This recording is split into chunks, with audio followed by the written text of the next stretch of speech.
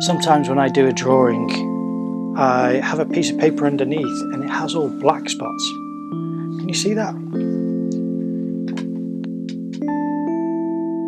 Bleed through. Ink has bled through and stained the sheet underneath. Sometimes I like to use those ink blotches that are, left underneath to start the next drawing. Just because it's a place that's already been marked on the page, it's nice to take that as a guide for how to start the next image. From that, I've started to make this drawing here, this ink drawing, and I'm trying to get it to a level where I feel like the page has been covered enough. That's something which I struggle with in these videos. I'm basically trying to emulate what I achieved on the How to Draw Like PeterDraws video. I made that about a year or so ago. And Peter had uploaded a video where he'd given an art prompt, and the prompt was to use post-it notes. You put one on the page that you're going to draw on, and you start on the post-it note and gently let your pen drift off the post-it note onto the page. And what happens is that you just have this drawing develop on the piece of paper, and the post-it note is just covered on all the edges with doodle lines, and eventually you can connect all those in the center, but what I had was just the post-it note edges with lines shooting off it. What happened with that when I did this was that I'd have a lot of complicated lines and marks come off the doodle and make the drawing underneath more textured and varied in form than what I can achieve without the post-it notes. This has led me to think that I should maybe reintroduce this prompt, and the first time I did it I left the space for the post-it note because I thought it was quite nice to have empty spaces. That's something I may do again. I've done that a couple of times in drawings since because I think it looks nice, but I've got a feeling that using the post-it note just to prompt the drawing could be good because it has this quality of injecting a level of complication and kind of technical detail which is lacking in the drawing which I'm showing you now. Now, I like the drawing how it worked out. I think it is nice, but it's a lot more spacious than what the drawings are when I have a post-it note to draw off of. So this is going to be that process. Now, what I found is that the drawing side, I really do run out of steam. It's a shame because I start to enjoy it and I work on certain forms, and then I think, oh, some of these are getting quite similar, and I'm really not having this inventive thought process where I can just inject different shapes and ideas. I find it easier to do with machinery and geometric shapes. I can just draw perspective on things and start to do cuts and slices into things with angles that I don't do quite so naturally with more organic forms. So with this drawing, what ended up happening was that I would see repeating shapes and curves and marks that I've already made occur over and over again on the page, which started to concern me. I tried to vary it up a little, but I'm still lacking what I had in the initial drawing, which was the How to Draw Like PeterDraws video that I made, I think over a year ago now. So that is what I'm trying to emulate to an extent.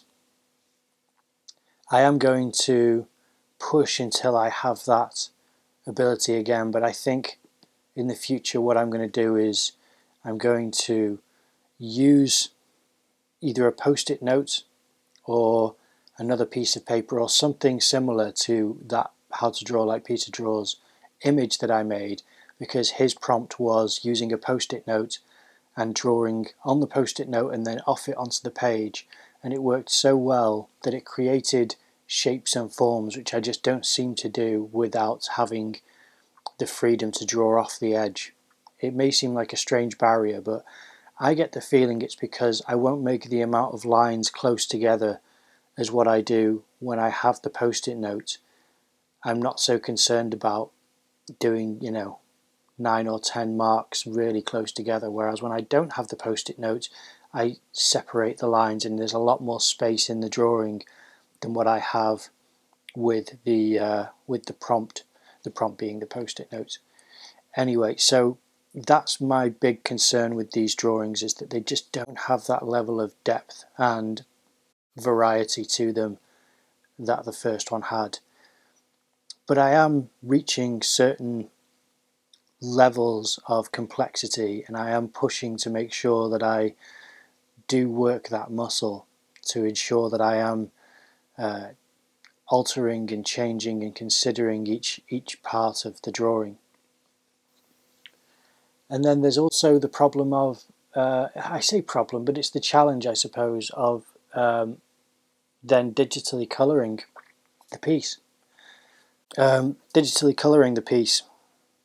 Which I'm still not the best at yet. I'm working on it, but it is something which I'm learning as I go. I'm learning the software and I'm learning the do's and don'ts. And sometimes when I find a don't, it's too late, it's in there, I'm not going to change it. I've already made the mistake of doing it wrong to a late enough stage where it can't be undone. So that's just one of those learn it the hard way things, which sometimes I do learn things the hard way, and that's not the worst, because at least then you know what happens when you do it that way. Sometimes doing things the way that people say you shouldn't can lead to interesting discoveries. I think when it comes to the different 3D, not 3D, why am I saying that? The different drawings of this style that I've done so far, this one is definitely shifting in a direction. It's just more of a learning curve, I think. But there we are. Then again, the one which I made before this was definitely a little bit more out there colour-wise, but I used colour reference for the last one from the source material, which was photographs of a cow belly, and it was a drawing of a cow belly, and I was digitally colouring it and trying to make it flat, and then using a colour dropper to pick colours from the reference images, and they were far darker than I imagined, so I should start sticking to my own choices and tertiary preferences. That was the first challenge, is just the drawing with ink. And the second challenge is when I take the drawing and put it on the computer and then try to digitally colour what I've drawn. It's something which I've done 3 times, and I need to do it more often. I mean, I did used to do it before, but not with this type of drawing. And I think I find it easier with more cartoony type drawings, because it's big flat colours that I can just put down quite easily. This is quite a complicated drawing, lots of small moving parts and details and textures, and then I simplify it with the colours, which I quite like, that juxtaposition.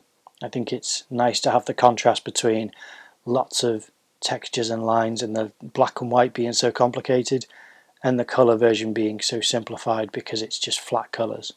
I think that's got a nice quality to it. There is a difficulty with the colour palette, trying to make it work. I like tertiary colours, so I like it when colours are 2 primary colours mixed together and then adding white. This is something I'm practicing in real life, where I go out and take a set of paints and a canvas and an easel and brushes and water and a rag and a cup and everything, and go walking out into the countryside to paint. I've done that 9 times this year, and I've done 1 painting recently in the studio. I'll be posting that painting soon. So I'm trying to paint more often. But we're past the halfway point of the year, so I need to do this a lot more frequently than I have been. and I'm curious to see how my plein air painting adventures go in the winter. Should be fun. So that is something which is educating me by experience, where I am learning about mixing paint and about trying to capture a landscape in a more realistic way. Sometimes it works out, sometimes it doesn't. And there are certain things which I'm trying to learn, but learning things on the job just means that you're going to make a mistake and make a mess, and that's fine. You have to do that, but it is difficult, and it's difficult for me at the moment to paint over those mistakes. I want to keep them so that I can look and say, look at this mistake, this is where it started from, and just keep doing more canvases instead of painting over a canvas I've already done. I don't know, I've heard that more experienced painters don't struggle with that. Anyway, I'm talking about physical painting. The way that relates to digital painting for me is that I struggle with the application. I don't find it easier to paint on the computer than I do physically. It's really difficult for me because maybe it's because I'm not using a tablet and stylus, I'm using a mouse, and that's not the most comfortable way to paint. But it's also the fact that the colours, to try and make them work, becomes a strange guessing game where I can't really see how it's working until I really zoom out. It's kind of like walking away from your painting and looking at it with a bit of distance. I do that with the digital painting by zooming out of the painting until it's really small on the screen, and I can then see the contrast between the two colours that I've just applied on the drawing, and I try to make sure that they're not necessarily tonally equivalent, because I want things to sit on each other in a way of, if I have say a green here and then I put a purple coming off it, I want the green to be darker than the purple, or vice versa, so that if it's in black and white it has this quality of depth and form and 3D nature to it. Even though it's a 2D flat image, it needs to look as though it's plausibly a form that's being twisted and contorted and has grown or developed or can be touched. That is the illusion that you try to achieve. Now, I am hoping that eventually, after doing a series of these, I'll be able to exhibit the drawings, and then alongside the drawings, videos of the digital aspect of the process. That would be nice. We'll see. I'm not sure if that's possible.